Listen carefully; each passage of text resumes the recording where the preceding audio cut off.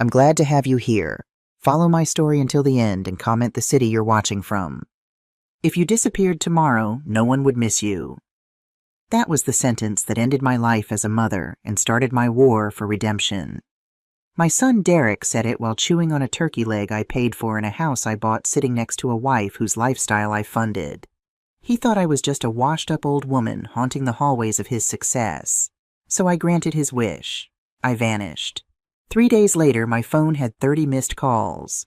But by then, the locks were changed, the bank accounts were frozen, and I was sipping wine in a hotel suite, watching their world crumble through a security camera feed. Before I tell you how I systematically dismantled their fake lives, let me tell you who I am. My name is Margaret Thornton. Friends call me Maggie. I'm 73 years old, and I spent 50 years building skyscrapers in Chicago. I know how to pour concrete so it lasts 100 years. I know how to spot a crack in the foundation before the whole building comes down. I just never thought the crack in my foundation would be my own son. It was Thanksgiving evening in Lake Forest, Illinois. The wind outside was howling off Lake Michigan, dropping the temperature to 2 degrees. But inside the sprawling Georgian-style mansion, the air was stifling. I sat at the head of the mahogany table, a table I'd commissioned from a craftsman in Poland 20 years ago. It was a piece of history. My daughter-in-law Vanessa had covered it with a cheap sequined runner because she said the wood looked too old-fashioned. Vanessa was 35 and described herself as a lifestyle influencer, which as far as I could tell meant she took photos of food she didn't cook and wore clothes she didn't pay for. She was currently holding her phone up high, angling for the perfect lighting for her Instagram story. "Move over, Maggie," she hissed without looking at me. "You're ruining the aesthetic." She never called me Mom or Mrs. Thornton anymore.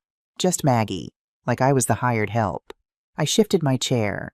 The heavy wood scraped loudly against the floor, echoing through the dining room like a complaint. I looked down at my plate. The turkey was dry. The stuffing was store-bought. For a meal that was supposed to be about gratitude, the room was filled with an overwhelming sense of entitlement. My son Derek sat to my right. He was 40 years old, wearing a cashmere sweater that cost more than my first car. He was scrolling through his phone, probably checking the likes on Vanessa's post. Derek was the director of sales at a mid-sized logistics firm, a job he believed he got because of his charisma and business acumen. He had no idea that I owned 40% of the company and that his salary was essentially my dividends repackaged, so he wouldn't feel like a charity case. My phone buzzed in my pocket. I pulled it out expecting a holiday message from an old friend. Instead, it was a fraud alert from American Express. A charge of $45,000 had just cleared. The merchant name was vaguely listed as Elite Lifestyle Consulting. I knew that name. It was a shell merchant used by a high-end spa and boutique downtown to mask extravagant purchases from nosy husbands. Or in this case, from nosy mothers-in-law, who actually paid the bills. I felt a vein throb in my temple. $45,000. In 1 month. That was more than I'd earned in my first 3 years of construction work. I looked at Derek. He was pouring himself a glass of vintage Cabernet one from my private collection that I'd been saving for my 75th birthday. He didn't even ask. He just took it. I cleared my throat. The sound was rough like gravel. "Derek," I said, keeping my voice level. "I see a charge here on the black card. $45,000. Care to explain why your consulting fees look suspiciously like a shopping spree on the Magnificent Mile?" The clinking of silverware stopped. The room went dead silent. Vanessa lowered her phone, her ring light reflecting annoyance in her eyes. "Oh my God, are we doing this now?" she groaned, throwing her napkin onto the table. "It's Thanksgiving, Maggie. Can you just not be a miser for one night? It's embarrassing." I ignored her and kept my eyes on my son. "I asked you a question, Derek. You told me you needed that card for emergency house repairs. Since when is a handbag an emergency?" Derek slammed his wine glass down. Red liquid sloshed over the rim, staining the white tablecloth like blood. "Mom, stop. Just stop." His voice was rising. "You're always watching, always counting every single penny. It's exhausting. You have millions sitting in the bank doing nothing, literally rotting away in accounts. We're trying to build a life here. We're building a brand. Vanessa needs to maintain a certain image for her career." He leaned forward, his face flushed with wine and a lifetime of being told yes. "You wouldn't understand because you still think like a poor immigrant contractor." The words hung in the air between us. I understood plenty. I understood that I was looking at a man who had never calloused his hands a day in his life. I understood that I had created a monster by trying to give him the childhood I never had. I stood up slowly. My knees popped a reminder of the years I'd spent carrying lumber and laying brick. I'm cutting the card, Derek, and I'm auditing the last year of expenses. This ends tonight. That was the moment the atmosphere shifted from tense to dangerous.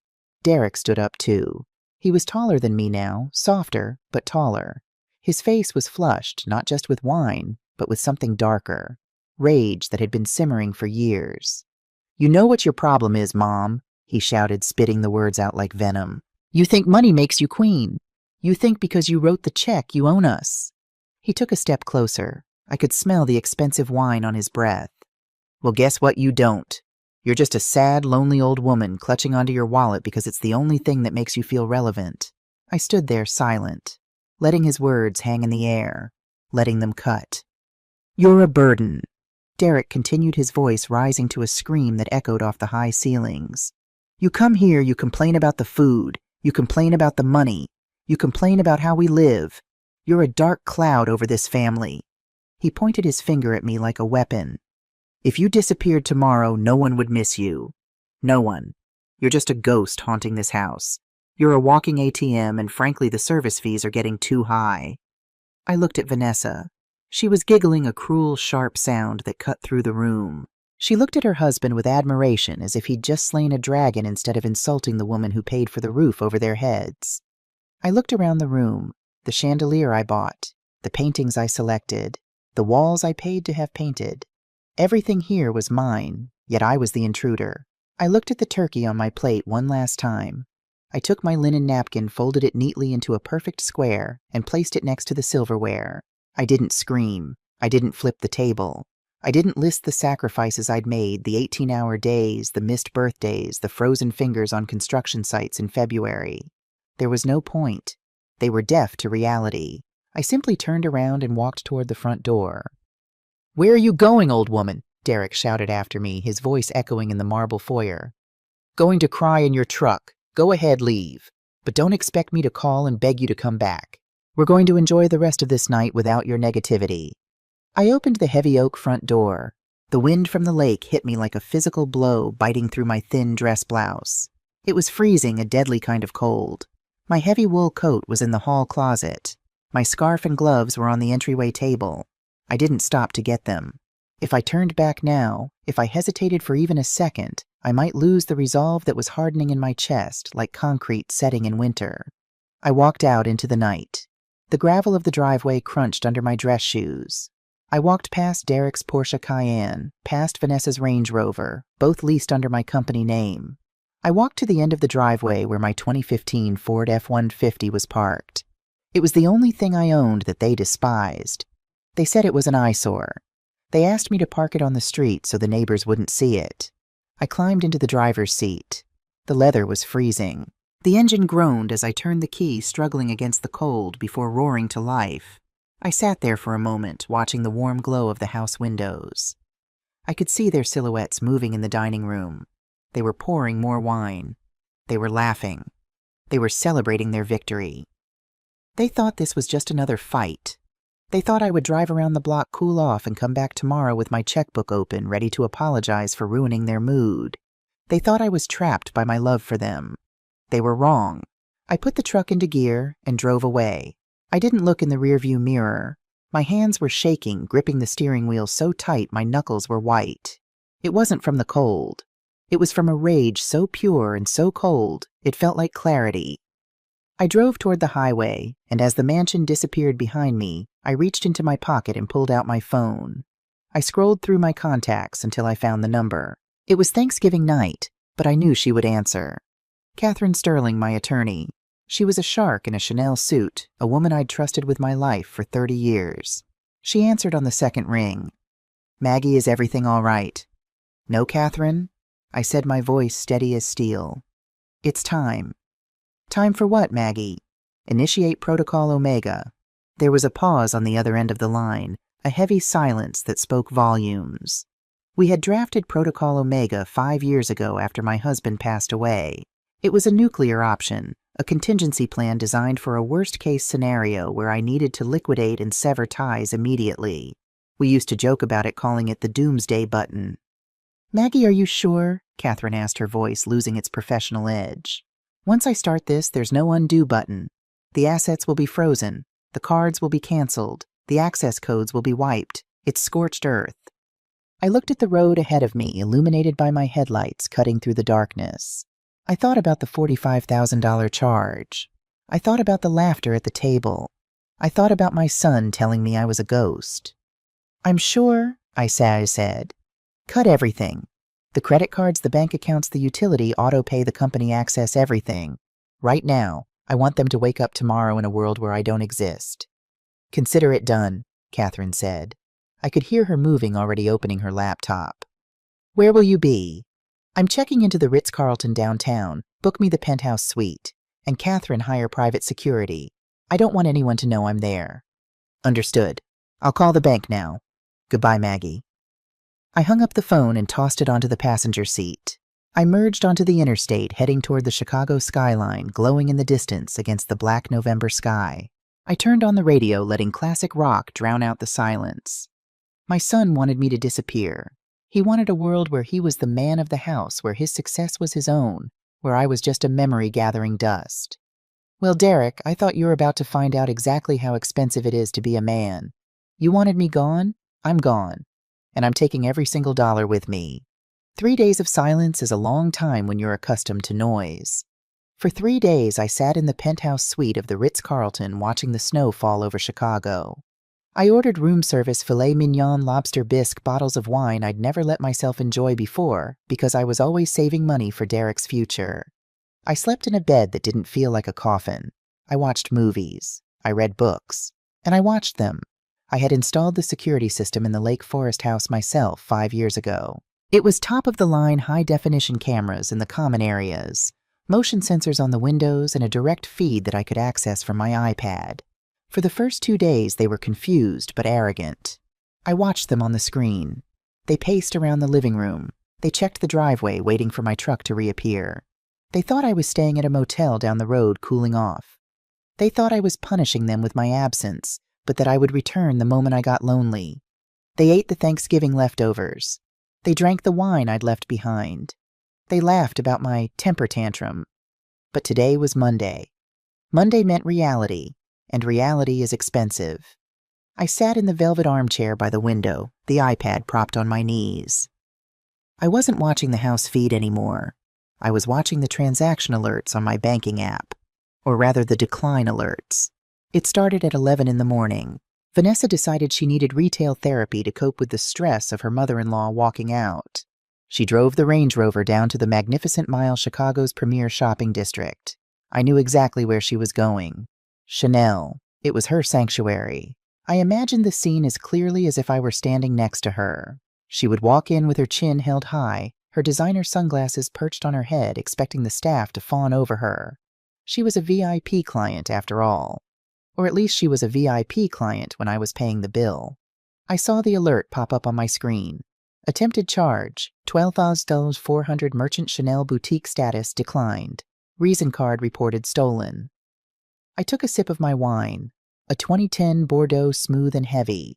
I savored the taste while I pictured what was happening inside that store. Vanessa would be confused at first. She would laugh, that nervous little laugh she did when things didn't go her way. She would tell the sales associate to try again. "It must be a chip error," she'd say, tapping her manicured nails on the glass counter. The associate would try again. "Declined. Code 10. That's the code that tells the merchant to call the bank. And the bank would tell them to confiscate the card." I could see it in my mind, the security guard stepping forward, a large man in a dark suit. He would ask for the card politely, but firmly. Vanessa would protest. She would raise her voice. She would say, "Do you know who I am?" She would scream that her mother-in-law was Margaret Thornton, a successful businesswoman. But the guard wouldn't care. He would take that black titanium card, the symbol of her status, the key to her fake life, and he would take a pair of heavy scissors from behind the counter. Snip. Just like that, she was nobody. She would be standing there, surrounded by the things she coveted, with the eyes of other shoppers burning into her back. The humiliation would be absolute. She would have to walk out of that store empty-handed. No bag, no receipt. Just the burning shame of rejection in front of Chicago's elite. She called Derek immediately. I saw the call come through on the phone logs I had access to through the family plan I paid for. She would be screaming, crying, demanding he fix it. She would tell him to call me. But she didn't know that Derek was having a bad morning too. I switched the view on my iPad to the GPS tracker on the Porsche. Cayenne technology is wonderful when you're the one who set up all the accounts. Derek was at a Shell station off the expressway. The tank was empty. He always let it get to empty because he assumed he could just fill it up without thinking. I saw the transaction attempted charge $98, premium fuel status, declined. Derek was standing at the pump, the cold wind whipping his expensive coat. The nozzle wouldn't dispense. The screen would flash that hateful message. See cashier. He would have to walk inside. He would have to stand in line behind people buying lottery tickets and cigarettes. He would have to face the clerk, a tired kid making minimum wage, and explain that his card wasn't working. He would try another card. The Visa, declined. The MasterCard, declined.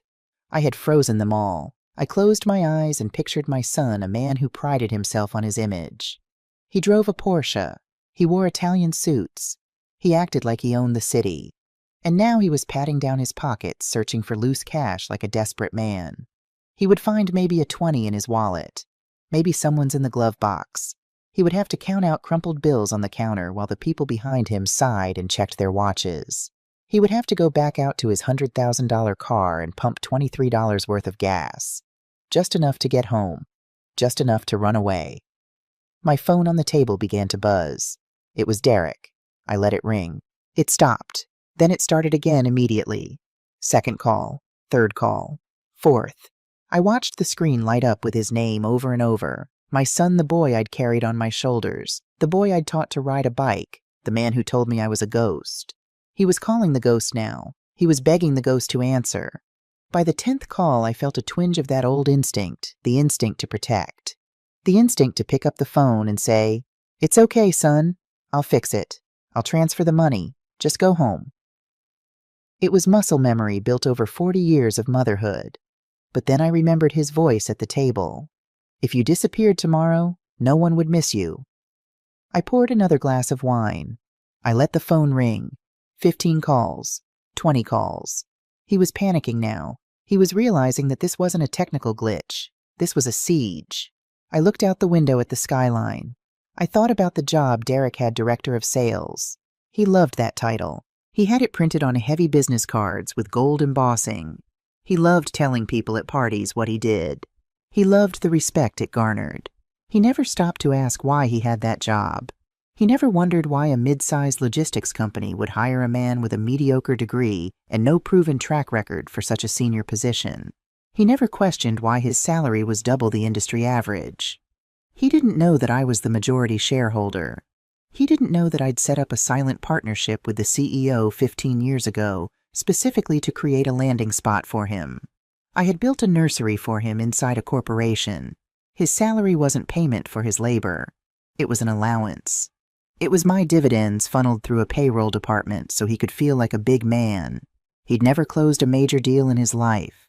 The clients he managed were my old contacts, people who did business with him as a favor to me. He went to meetings. He bought lunch. He played golf. And he thought that was work.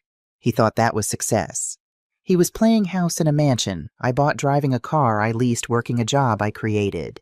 He was a paper doll living in a paper world. And I had just struck a match. 30 calls. The phone finally stopped buzzing. The silence in the hotel room was heavy, but it was clean. It was the silence of truth. I picked up the iPad again. I opened the banking portal. I had one more surprise for him today, a little reality check to end his afternoon. The joint checking account he shared with Vanessa was set up with substantial overdraft protection. I had backed it personally for years. Whenever they spent more than they had, which was every single month, the bank would automatically cover it, drawing from my line of credit. They never even noticed. They just swiped and swiped, assuming the well was bottomless. This morning I had removed the protection, and then I had instructed the bank to call the note. I tapped the screen and sent the notification. Somewhere in that Porsche driving home on $23 of gas. Derek's phone would ping. He would pull it out expecting a text from me, expecting an apology, expecting a rescue. Instead, he would see an email from the bank. Subject immediate action required. Account overdrawn. He would open it. He would see the red numbers. They had spent $80,000 more than was in the account this month alone. The renovation on the guest bathroom, the deposit for the vacation in Aspen, the new furniture for the patio. The email would be polite but firm. You are overdrawn by $80, 412. Please remit payment within 24 hours to avoid further action and potential legal consequences. $80,000. He didn't have $80,000. He didn't have 80. I took another sip of wine.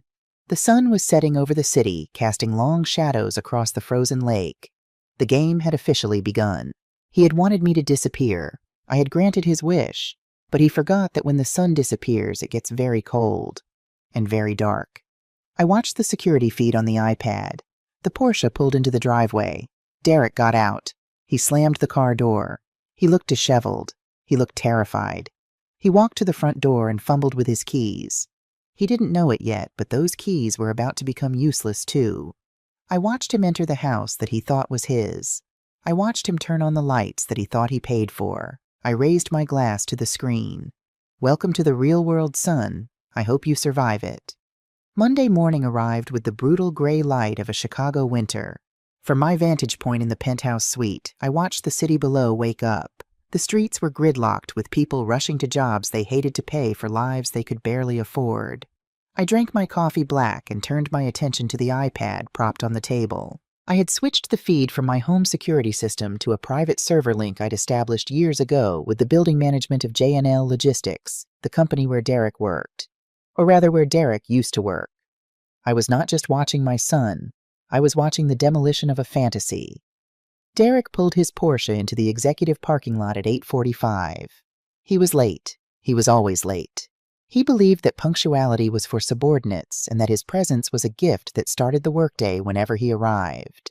I could see the stress in his posture even from the grainy camera angle. He was wearing his favorite navy suit, the one that cost $3,000, but he looked disheveled. He was a man running on fumes quite literally, given that he'd pumped $23 of gas the day before. He walked into the lobby with that familiar swagger, the one he used to mask his insecurities. He approached the turnstiles and pulled out his security badge. He tapped it against the reader with a casual flick of the wrist, expecting the satisfying beep and green light that had welcomed him for 15 years. Buzz. Red light. Access denied. He frowned. He tapped it again, harder this time. Buzz. Access denied. I saw him look around, annoyed. He probably thought it was a system error, a glitch in the matrix of his perfect life. He walked over to the security desk. The guard on duty was a man named Sam. I'd hired Sam myself 10 years ago when he was down on his luck. Sam was loyal to the building, and he knew exactly who signed the real checks. I watched Derek gesture at the turnstile. I couldn't hear the audio, but I could read his body language. He was demanding to be let in. He was pointing at his chest using the "Do you know who I am" card. Sam didn't flinch. He didn't press the override button. Instead, he reached under the desk and pulled out a medium-sized cardboard box. The box. The universal symbol of corporate death. Derek stared at it. He took a step back as if the box were a bomb. He was shouting now. His face was turning that blotchy red color he'd inherited from his father's side of the family. He was making a scene in the lobby of a company where he thought he was a prince. Then the elevator doors opened and Judith walked out. Judith was the HR director, a woman of steel who'd survived 3 mergers and a hostile takeover. She was also one of the few people who knew the truth about Derek's employment. I zoomed in on the camera feed. Judith walked straight up to him. She didn't offer a hand. She didn't smile. She held a manila envelope in one hand and pointed to the box with the other. Derek was waving his arms. I could imagine the words spewing from his mouth. "I'm the director of sales. I'm a top performer. My numbers are incredible. You can't do this. My mother will sue this entire building into the ground." Judith waited for him to run out of breath. She was patient. Then she handed him the envelope. He ripped it open. He scanned the paper. His hands started to shake. The document he was reading was a simple disclosure of equity structure. For 15 years, Derek believed he was hired because he was a genius. He believed his $250,000 salary was a reflection of his market value. He believed the company car, the expense account, and the corner office were rewards for his talent. He was wrong. I owned 40% of the preferred shares of J&L Logistics. I'd bought them quietly through a shell company a decade and a half ago, specifically to ensure my son had a place to land after he'd failed out of 2 other startups. His salary was not an operating expense for the company. It was a dividend payout. Every 2 weeks, the company took the money I was owed as a shareholder and routed it into his paycheck. I had been paying him to play businessman. Derek looked up from the paper. He looked at Judith. He looked at the box. Judith said something. I knew exactly what the script was because I'd written it for her the night before. She told him that the shares had been sold. That morning at 9 a.m., the transfer was finalized. I had liquidated my position, and the new majority owners, a private equity firm from New York, were ruthless cost cutters. They had audited the staff and found a director of sales who spent 4 days a week at the golf course and whose client list consisted entirely of his mother's old friends. They didn't need a mascot. They needed a manager. Derek dropped the paper. It fluttered to the marble floor like a wounded bird. He looked around the lobby. The receptionists were looking down at their desks. The security guard was staring straight ahead. The people passing through the turnstiles, the real workers, were glancing at him with a mix of pity and indifference. He was realizing that he was naked. He had no job, no income, no health insurance, no status. The Porsche outside was a company lease, and without his employment status, the repo order would be issued within 48 hours. He grabbed the box. He didn't pack his office, Judith had done it for him. A stapler, a photo frame, a coffee mug that said "World's Best Boss," which he'd bought for himself. That was the sum total of his career. He turned and walked out of the building. The swagger was gone. He walked like an old man, like a man carrying the weight of the world on his shoulders. But it wasn't the world. It was just the truth. And the truth is heavy when you've never carried it before. I switched the feed back to the GPS tracker on the Porsche. He was sitting in the parking lot. He sat there for 20 minutes, just staring at the steering wheel. He was probably trying to process the impossible. He was probably waiting for his phone to ring, waiting for me to call, and say it was all a cruel joke, a test that he'd passed just by enduring it. But my phone lay silent on the table next to my cold coffee. I was not calling. Finally, the engine started. He pulled out of the lot, recklessly cutting off a delivery truck. He was driving fast, too fast. He was heading north, back toward Lake Forest.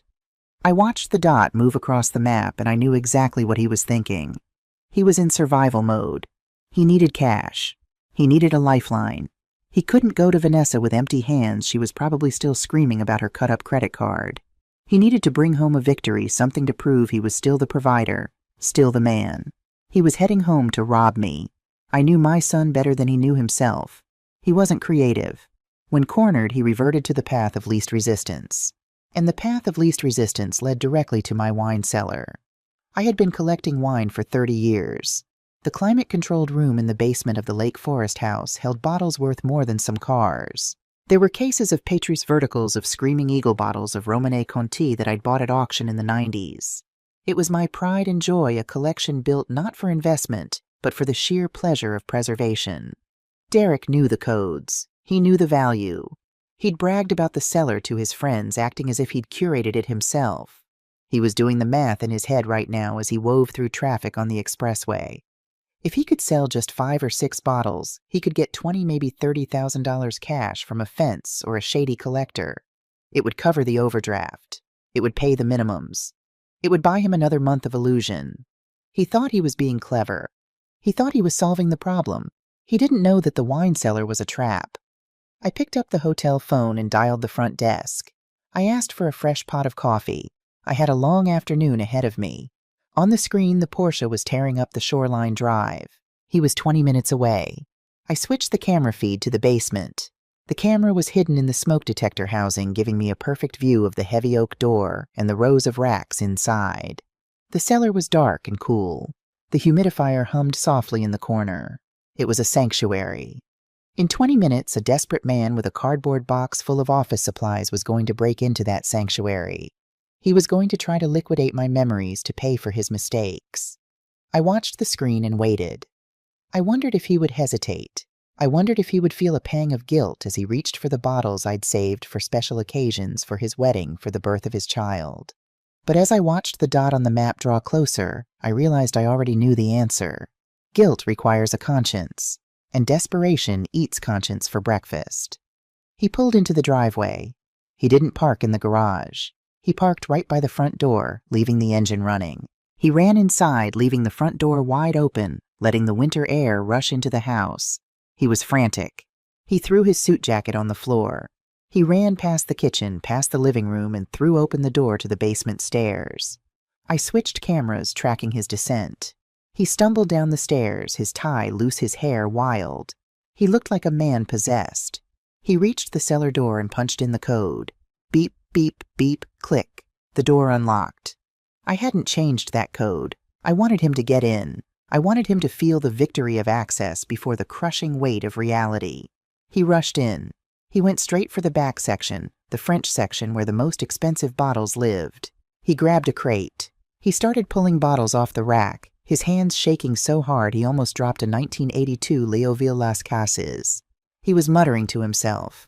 I could hear it on the audio feed. Just a few. She won't notice. She never comes down here. She won't notice. He was wrong. I noticed everything. He loaded 6 bottles into the crate. He looked at them, calculating their worth in his head. He smiled a manic, terrified smile. He thought he had won. He thought he'd found the loophole. He turned to leave the crate clutched to his chest like a baby. He didn't know that the moment he stepped out of that cellar with my property, he was crossing a line from ungrateful son to common criminal.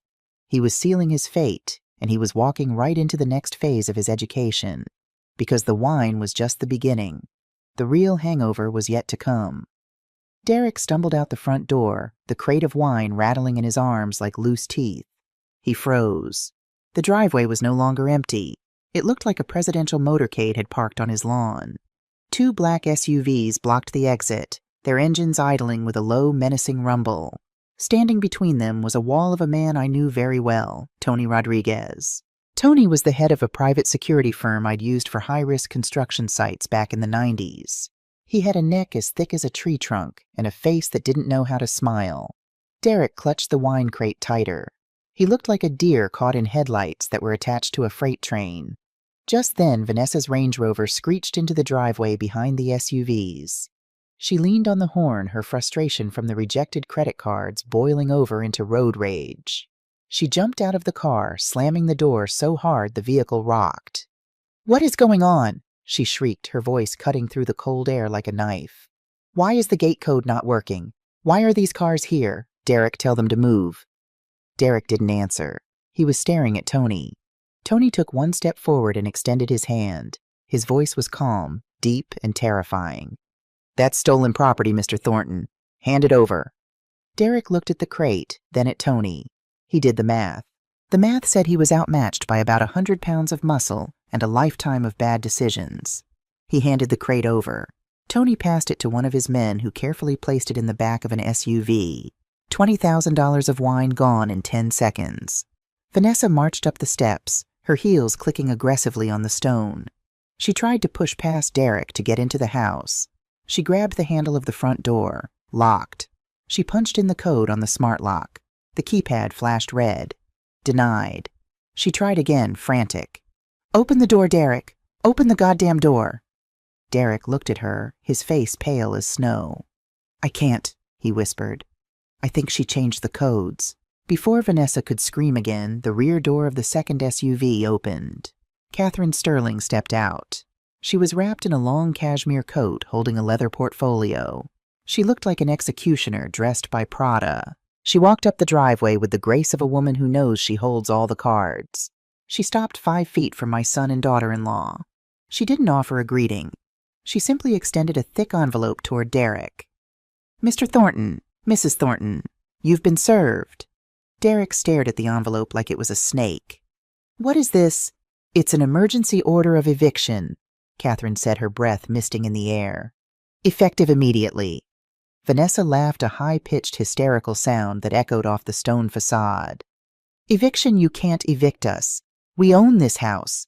My husband owns this house. Catherine allowed herself a small, pitying smile.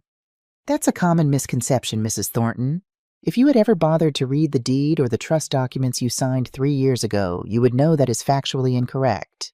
She opened a folder and held up a document. The paper fluttered slightly in the wind. This property is the sole asset of the Thornton Family Trust, Catherine explained, speaking slowly as if talking to children. Margaret Thornton is the sole trustee and grantor. You are listed merely as beneficiaries with right of residency. She turned the page. However, Clause 7b of the trust agreement clearly states that the right of residency is contingent upon the beneficiaries maintaining a relationship of respect and gratitude toward the grantor. It's what we call a morality clause. Catherine's voice was relentless, like water wearing down stone. Specifically, it states that any act of verbal abuse, financial exploitation, or public disparagement of the grantor results in immediate termination of benefits. Derek looked like he was going to be sick. He remembered the dinner. He remembered what he'd said. If you disappeared tomorrow, no one would miss you. Catherine continued flipping through pages with practiced efficiency. Your comments at these Thanksgiving dinner were recorded and witnessed. They constitute a material breach of Clause 7b. As of 12 o'clock today, the trust has revoked your right of residency. You are trespassing. This is insane, Derek stammered, finding his voice. She's my mother. She can't kick me out of my own home over an argument. She can and she has. No, Catherine said, closing the folder with a snap. You have exactly 2 hours. 2 hours for what? Vanessa asked, her voice trembling now, the reality beginning to crack through her anger. To remove your personal effects, Catherine said, checking her watch. Tony and his team will supervise. You may take clothing, toiletries, and personal documents. Nothing else. Vanessa's eyes widened. She looked at the house, then back at Catherine. What about my things? My furniture, my art, my bags. Catherine looked at her with eyes like flint. Let's be clear, Mrs. Thornton. The trust paid for the furniture. The trust paid for the art. The trust paid for the renovations. Therefore, they are assets of the trust. She paused, letting that sink in. As for your bags, I have a forensic accounting of the credit card statements. Every handbag purchased with the supplemental card provided by Mrs. Thornton remains the property of the account holder. That is Mrs. Thornton. You may take what you paid for with your own personal income. Vanessa stood there, mouth open. She had no personal income. She hadn't worked a day in the 5 years she'd been married to my son.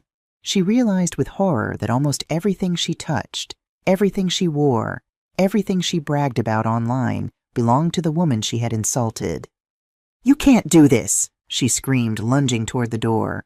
I'm not leaving without my Birkins. Tony stepped in front of the door. He didn't touch her. He just occupied the space. He was an immovable object. You have 1 hour and 55 minutes, ma'am, Tony said. I suggest you start packing. We have boxes for you. He gestured to the driveway where his men were unloading a stack of cheap clear plastic bins, the kind you use to store Christmas decorations in a damp garage. I watched on the iPad as the reality crashed down on them like an avalanche. They weren't fighting for their dignity anymore. They were fighting for their underwear. They went inside. Tony followed them, clipboard in hand. I switched the camera feed to the interior. It was a chaotic ballet of desperation. Derek ran to the master bedroom. He grabbed a suitcase and started throwing suits into it, not bothering to fold them. Tony stood in the doorway, impassive. Leave the watches, Tony said as Derek reached for his watch box. What? Derek spun around. Those were gifts purchased with company funds, Tony read from the list Catherine had provided. Company property. Leave them.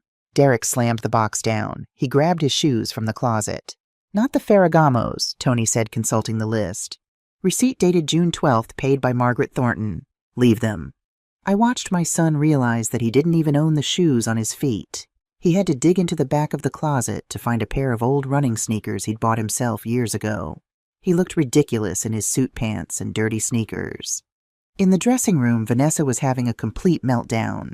She was trying to stuff a fur coat into a plastic bin. Catherine appeared in the doorway. The coat stays, Vanessa screamed. She actually screamed a primal sound of loss that probably frightened the neighbors. She threw the coat on the floor and stomped on it like a child having a tantrum. If I can't have it, nobody can... That will be deducted from any potential future settlement, Catherine noted calmly, making a mark on her tablet. Keep packing. The 2 hours flew by. I sat in my hotel room finishing a pot of coffee, feeling a satisfaction that was colder than happiness. I was stripping them down to nothing. I was peeling away the layers of entitlement like dead skin. At the 1 hour and 50-minute mark, Tony began moving the bins outside. There weren't many. A few bins of clothes, some toiletries, a laptop that Derek managed to prove he'd bought with a bonus check from 3 years ago, back when he still occasionally got real bonuses from real work. The house looked strangely undisturbed. They had lived there for 3 years, but without their clutter, without their noise, the house seemed to breathe a sigh of relief. It was returning to me. Outside, the winter sun was beginning to set. The streetlights flickered on, casting long shadows across the pristine snow. I saw movement on the sidewalk. The neighbors. Lake Forest is a small community. Gossip travels faster than light. The sight of black SUVs and security guards had drawn attention. Mrs. Gable from next door was walking her poodle, walking very slowly, her eyes glued to the driveway like it was a television show. Mr. Henderson across the street was pretending to check his mailbox, though the mail had been delivered hours ago. They were watching. Derek emerged first, dragging 2 plastic bins. He looked broken. His hair was messy. His tie was gone. He was shivering in his dress shirt because his expensive overcoat had been deemed trust property. Vanessa followed. She was carrying a plastic bin filled with cosmetics and cheap sweatpants.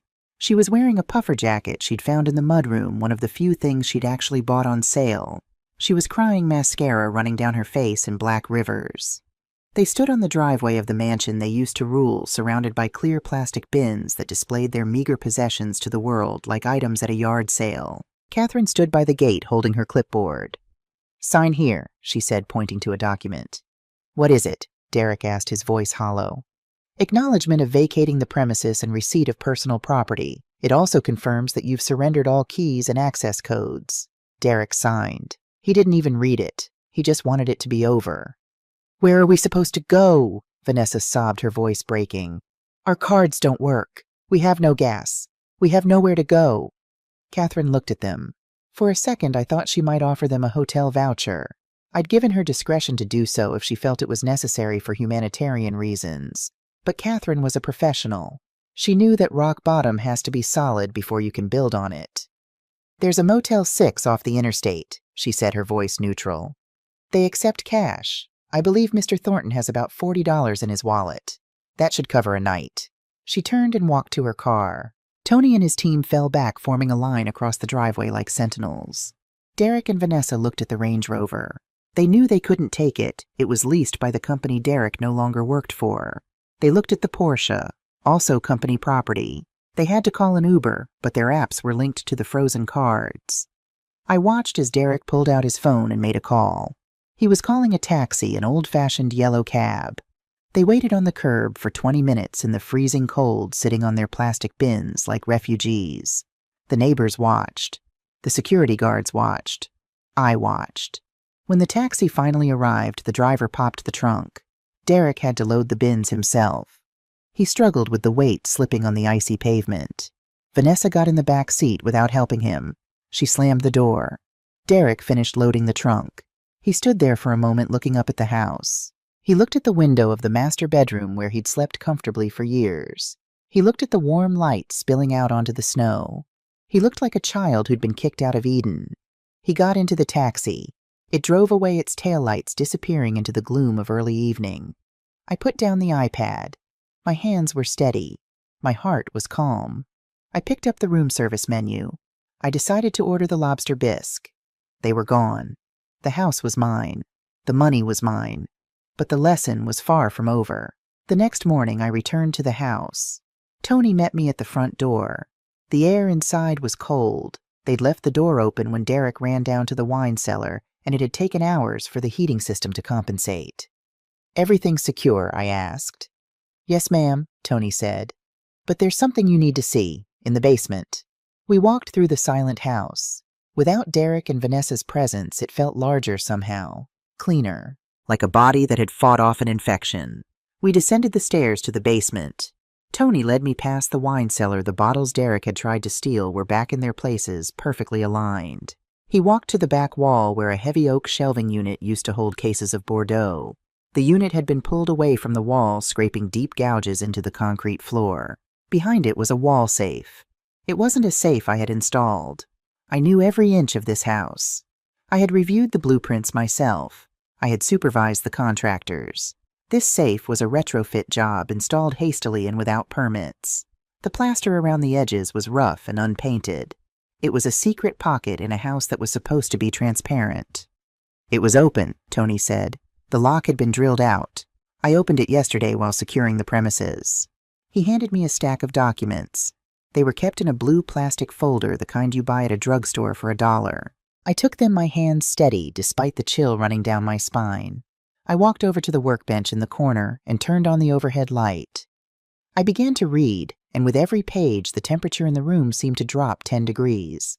These weren't bank statements. These were promissory notes. But they weren't from Chase or Wells Fargo. They were from entities with names like North Star Holdings and Varov Capital. I knew these names.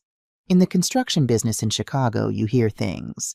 You know which names appear on legitimate contracts and which names appear in police reports. These were loan shark operations thinly veiled as private equity. I looked at the numbers. They were staggering. $50,000, $100,000, $200,000. The dates went back 18 months. It started small, probably gambling debts or lifestyle maintenance when the allowance from me wasn't enough. But then the amounts spiked. I saw notes referencing margin calls on cryptocurrency platforms. Derek had bought into the hype. He'd bet the farm on digital coins that had crashed and burned. And when he lost, he didn't stop. He doubled down. He borrowed to cover the losses. Then he borrowed to cover the interest. The total principal amount was $512,000, $500,000. My son had blown $500,000 on invisible money and bad bets. But that wasn't the part that made my blood run cold. The part that stopped my heart was the collateral section on the final largest loan document. Collateral property located at 1422 Lakeshore Drive, Lake Forest, Illinois. My house. The house held in my trust. I flipped to the signature page. There it was, Margaret Thornton. It was my name, but it wasn't my hand. The slant was wrong. The loop on the T was too tight. It was a forgery. A good one, but a forgery nonetheless. Derek had signed my name. He had posed as me, or claimed he had power of attorney. He had convinced these criminals that he had the authority to leverage the property. He had handed them the deed to a house he didn't own to secure cash that he immediately lost. I looked at the date on the final loan. It was dated 3 weeks ago. That was why he was so desperate at Thanksgiving. That was why he exploded when I cut him off. He wasn't just worried about paying for dinner. He wasn't just worried about Vanessa's shopping sprees. He was worried about making the VIG the weekly interest payment that kept his kneecaps intact. He was drowning, and in his panic, he had decided to use me as his life raft. Without my permission. Without my knowledge. "This changes everything," Tony said quietly, reading my expression. I nodded slowly. It was worse than theft. It was worse than entitlement. He had involved organized crime. These people don't sue you when you default. They don't send collection letters. They send messages. And since Derek was currently hiding in a motel room with his phone likely turned off or changed, those messages were going to be delivered to the address on the contract. My address. I gathered the papers and put them back in the folder. I felt a strange sense of detachment, like I was watching myself from outside my body. My son had sold me out. He had placed a target on my back to save his own skin. He figured that if the sharks came for the house, I would just pay them off to avoid the scandal. He banked on my pride being stronger than my principles. He was wrong. "Let's go, Tony," I said. "We're done here." We drove back to the city. I was in my F-150 Tony following in the SUV. The winter sky was dark and heavy with the threat of more snow. I kept checking my rearview mirror. I wasn't just looking for traffic. I was looking for tails. I drove to the Ritz-Carlton.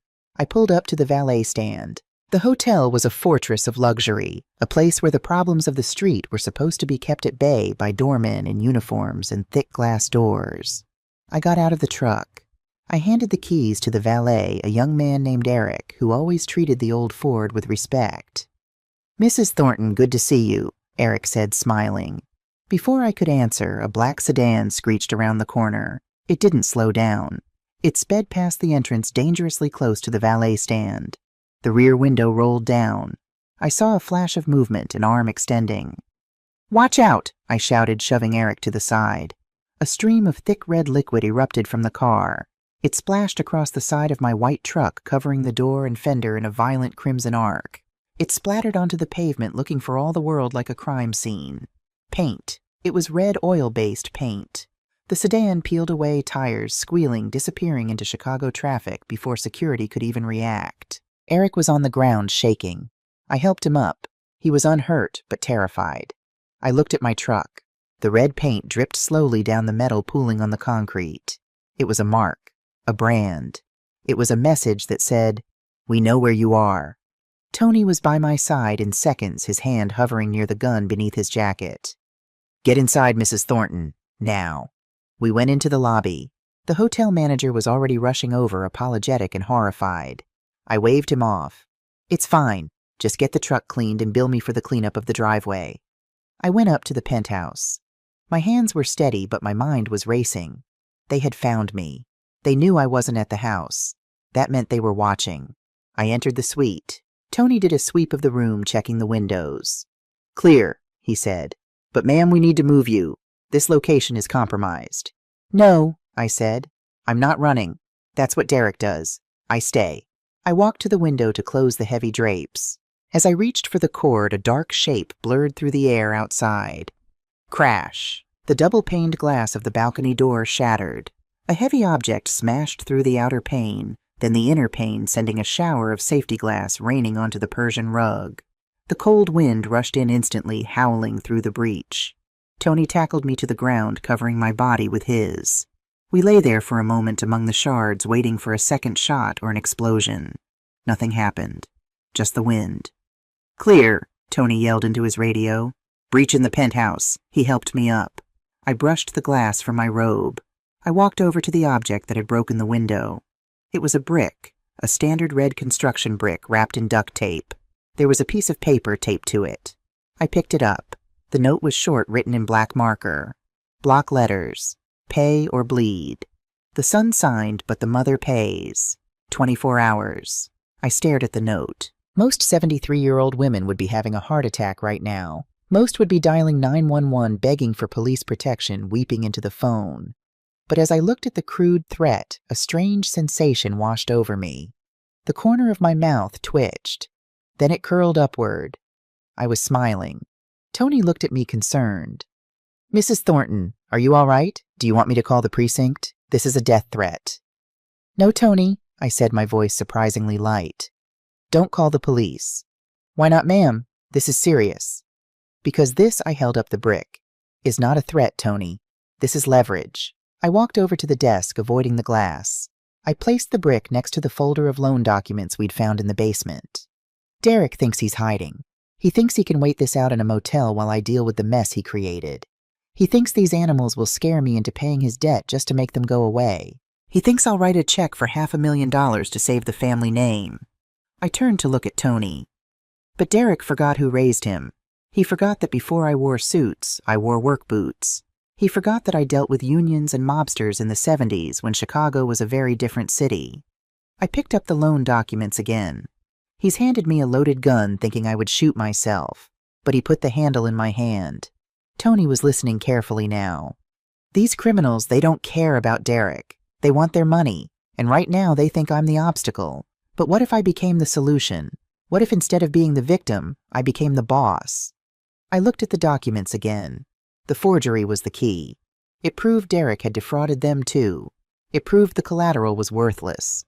If they killed me, they got nothing. The trust would lock down and the house would be tied up in probate for years. They would never see a dime.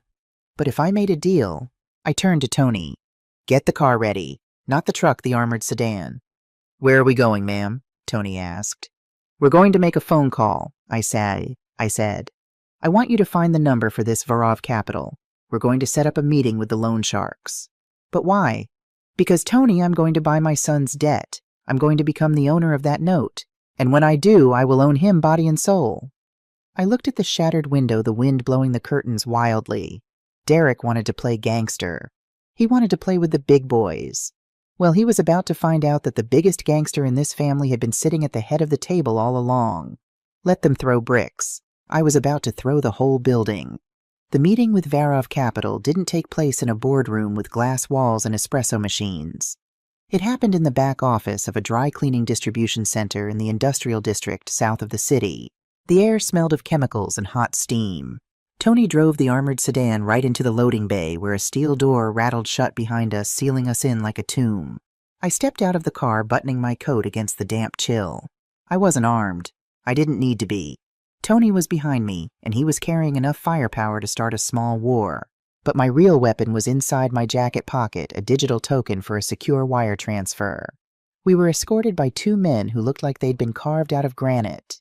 They led us into a small office with flickering fluorescent lights. Behind a metal desk sat a man who didn't look like a monster. He looked like an accountant who had stopped sleeping. This was Vincent Varov. He was thin, pale, and wore a suit that was expensive but ill-fitting, like he'd bought it off someone else's back. "Mrs. Thornton," he said without standing up. His voice was scratchy, like sandpaper. "You have bold friends. Usually when we throw a brick, people call the cops. You called for an appointment." I sat in the metal folding chair opposite him. I didn't lean back. I kept my posture rigid like I was negotiating a construction contract. "I'm a businesswoman, Mr. Varov," I said, "and I know a bad investment when I see one. You lent $500,000 to my son based on collateral he didn't own. That makes you a victim of fraud just like me." Varov smiled a thin, humorless expression that didn't reach his eyes. "We don't see ourselves as victims. We have ways of recovering our assets. The house is there. We will take it." "No, you won't," I replied, my voice level as ice. "The house is in a trust. The signature on your loan documents is a forgery. If you try to foreclose, my lawyers will tie you up in court for 10 years while exposing every illegal loan you've ever written. You'll never see a dime, and you might see the inside of a federal prison." Varov stopped smiling. He leaned forward, his fingers steepled on the desk. "So why are you here to threaten me?" "No," I said. "I'm here to offer you an exit strategy." I placed my phone on the desk between us. "Your loan to Derek is toxic debt. It's uncollectible. If you kill him, you get nothing. If you kill me, you get nothing. But right now in this room, you have an opportunity to recover 70% of your principal. Immediate liquid cash. No police, no courts, no questions." Varov looked at the phone, then at me. His eyes were calculating measuring risk against reward. 70%, that's a haircut. "It's better than zero," I said. "And it's better than a federal investigation. I'll wire you $350,000 right now. In exchange, you transfer the note to me. You give me the original contract, the wet signature, everything. You wash your hands of Derek Thornton. He becomes my problem." The silence in the room was heavy, interrupted only by the hissing of the steam presses outside. Varov was doing the math. He was a predator, but he was a pragmatic one. He knew I was right. Derek was a deadbeat with no assets, and a mother who'd just frozen him out. 350,000, Varov repeated slowly. CAD wire transfer, immediate, untraceable through the proper channels. Varov drummed his fingers on the desk. 5 seconds, 10 seconds, then he nodded. Done. The transaction took 3 minutes. I authorized the transfer on my phone. Varov checked his laptop, watching the numbers appear in his offshore account. When he nodded, one of his guards opened a file cabinet and pulled out a thick envelope. He slid it across the desk like we were closing a real estate deal. "He's all yours," Varov said. "He's a bad gambler, Mrs. Thornton. He chases losses. You should know that." I took the envelope. I didn't check the contents there. I knew Varov wouldn't cheat me on the paperwork. His reputation depended on closing deals cleanly. "Pleasure doing business," I said, standing up. We walked out of the warehouse into the winter gray. I sat in the back of the car, clutching the envelope like it was the Holy Grail. I opened it. Inside was the promissory note, the evidence of my son's crimes. The forged signature stared up at me, a jagged imitation of my own name. I was no longer just Derek's mother. I was the holder of his debt. I owned the paper that could send him to prison for 20 years.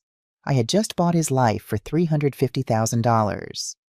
"Drive Tony," I said. "Where to, ma'am, and to the courthouse. We need to file a lien against any future earnings he might have. And Tony, find out which motel room they're in. I want to pay them a visit." But before we could even reach the highway, my phone rang. The screen displayed a number I didn't recognize. I answered it. "Hello, Mom." It was Derek. His voice was different. It wasn't the arrogant tone from Thanksgiving. It wasn't the panicked tone from the eviction. It was manic. It was the sound of a man who had snapped. "Derek," I said calmly, keeping my voice steady, "I have some news for you. I just had a meeting with your friends at Varov Capital." "I know," he interrupted me, his voice high and fast. "I know you bought the debt. They texted me. They said I owe you now. Congratulations, Mom. You think you won. You think you have me in a corner. I don't think, Derek, I know. You committed forgery. I hold the note. Surrender yourself and we can discuss terms." "Terms?" Derek laughed, a jagged, broken sound like glass shattering. "No more terms. You took my house. You took my job. You took my car. You embarrassed me in front of the whole city. You want to play hardball? Fine. Let's play." Something in his voice made my blood run cold.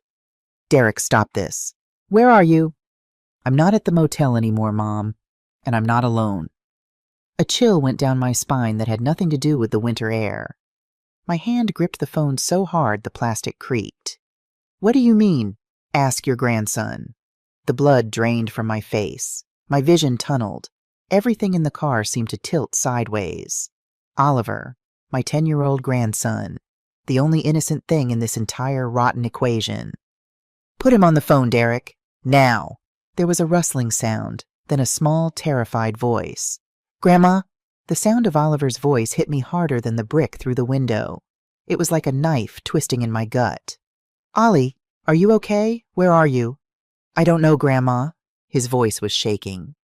"Daddy picked me up from school early. He said we were going on an adventure, but he's driving really fast and he's yelling at the phone. I want to go home." "Listen to me, Ollie. Everything is going to be okay.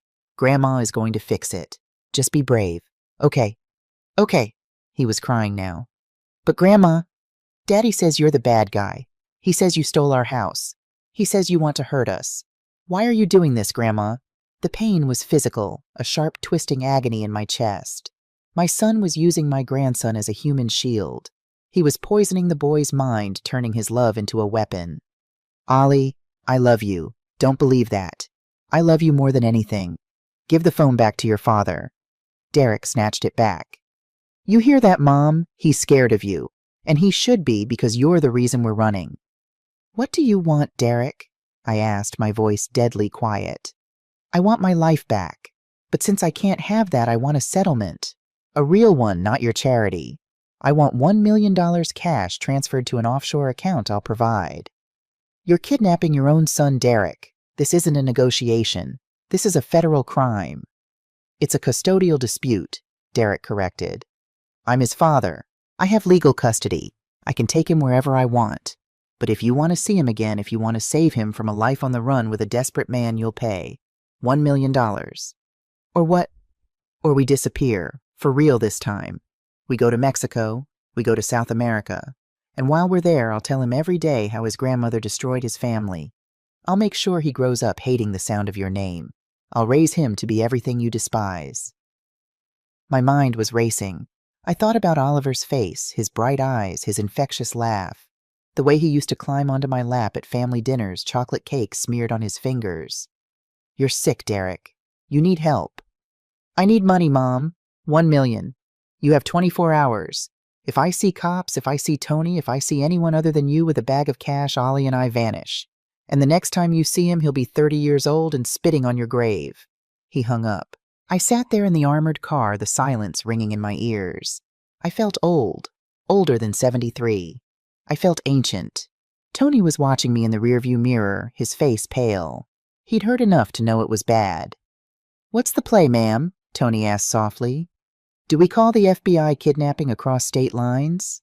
I raised a hand to stop him. "If we call the FBI, they'll surround him. Derek is unstable. He's manic. If he sees blue lights, if he feels trapped, he might do something stupid. He might crash the car.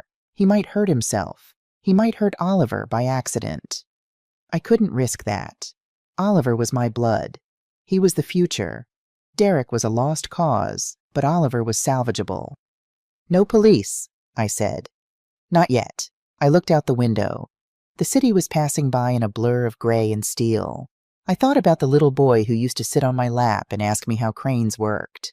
I thought about the fishing trips. The ice cream cones, the bedtime stories. My son had taken the one thing I couldn't buy. He'd found the crack in the armor. He wanted $1 million. He thought that would solve his problems. He thought that would buy him freedom. He didn't understand that he had just signed his own death warrant. Not physically, I would never kill my son. But legally, morally, financially, I was going to erase him. But first I had to get Oliver back. "Turn the car around, Tony," I said. "Where to, ma'am?"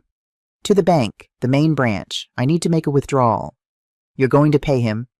"No, Tony. I'm going to buy him out." I pulled out my phone again. I dialed a number I hadn't used in years, a private investigator, a man who specialized in finding people who didn't want to be found. A man who operated in the gray areas where the law hesitated to tread. "Find him," I said when he answered. "He has my grandson. Find him. Don't approach. Just give me the location." I hung up. Derek thought this was about money. He thought it was a transaction. He was wrong. This was a rescue mission. And when I found them, when I looked my son in the eye, he was going to realize that he'd made a mistake far worse than borrowing from loan sharks. He had threatened a mother's family. And for that, there is no forgiveness. There is only judgment. Finding a man who wants to stay hidden usually takes time, money, and mistakes. But finding a woman who is addicted to attention is remarkably easy, even when she's on the run. I sat in the back of the armored sedan, my phone glowing in the dim light. Beside me, Tony was coordinating with the team of private investigators I'd kept on retainer for 20 years.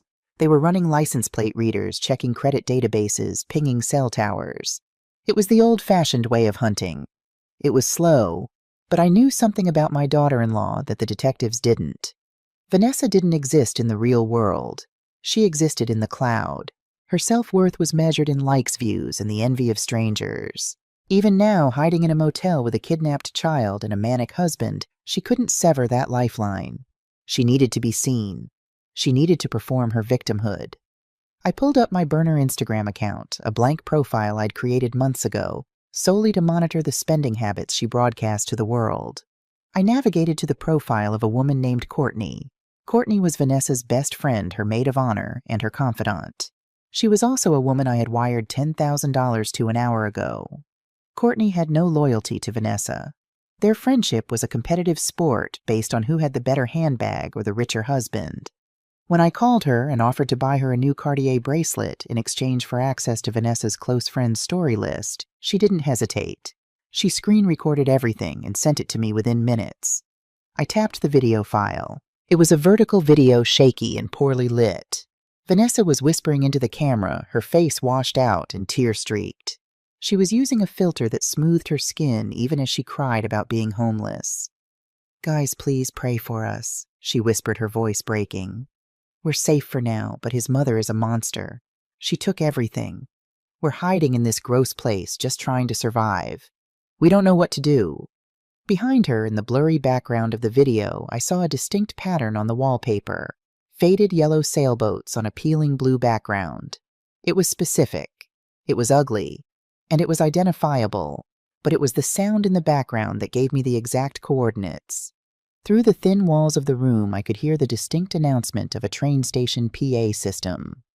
"Next stop, Waukegan." I looked at Tony. "They're in Waukegan, near the metro station. Look for a motel with nautical wallpaper." Tony typed furiously into his laptop. 2 minutes later, he turned the screen toward me. "The Harbor Inn," he said. 1 star, 3 blocks from the station. Online reviews mention the smell of mildew in the sailboat wallpaper. Got them. We moved out. The drive to Waukegan took 40 minutes. 40 minutes of imagining my grandson in that room. 40 minutes of wondering if Derek had a gun. 40 minutes of preparing myself to make a deal with a woman who had sold her soul for likes. We parked the armored sedan a block away from the motel. It was a U-shaped building with paint peeling off the siding and a parking lot full of rusted cars. The air smelled of exhaust and desperation. I saw the stolen rental car Derek was driving parked askew in front of room 12. The curtains were drawn, but light leaked from the edges. Tony reached for the door handle. "We go in hard, ma'am," he said. "We kick the door, secure the child, subdue the father." "No," I said. "If we kick the door, Derek might panic. If he's holding Oliver, he might use him as a shield. Or worse, he might try to hurt him to hurt me. We need to separate them. We need to open that door from the inside." I took out my phone again. I opened the file I'd been saving for a rainy day. Phase 2 of my investigation had turned up more than just financial crimes. Robert Sanchez, my private investigator, had followed Vanessa to the gym for weeks. He'd captured photos of her and her personal trainer, a man named Chad, who looked like he was carved out of protein powder and bad decisions. The photos were explicit. They were undeniable. They were taken in his car in the parking lot of the gym while Derek was at work pretending to be a director. I composed a text message to Vanessa. I attached the 3 most compromising photos.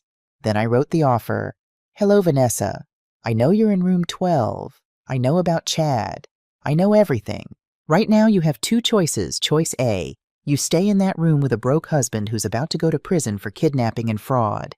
When the police arrive, you'll be arrested as an accomplice. You'll go to jail with nothing. Choice B. You open the door right now. You send Oliver out to me. In exchange, I give you an envelope with $50,000 in cash. You walk away. You disappear. I never release these photos and I never press charges against you. You have 2 minutes. I hit send. I watched the window of room 12. 1 minute passed. Nothing happened. The wind blew trash across the parking lot. My heart hammered against my ribs. Was she loyal? Was she afraid? Did she love her son more than money? 1 minute and 30 seconds. The curtain moved just a sliver. An eye peered out, scanning the parking lot. She was checking to see if the police were there. She saw only the dark shape of my sedan down the block. 1 minute and 45 seconds. My phone buzzed. Cash first. I typed back Ollie first. 10 seconds later, the door cracked open.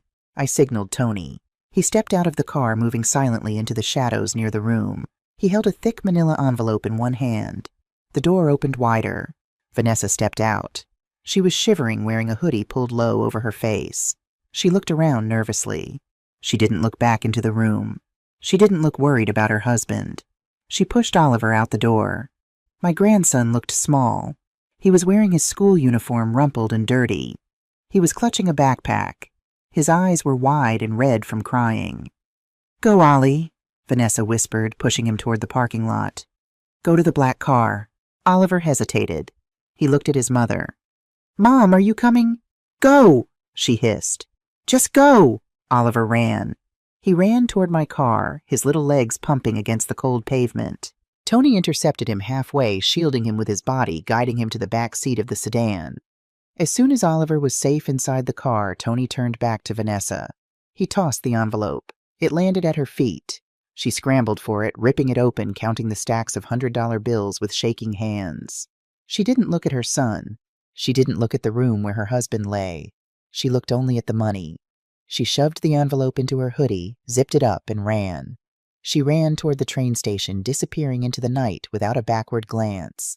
She had sold her family for $50,000, and she thought she got a good deal. I turned to Oliver.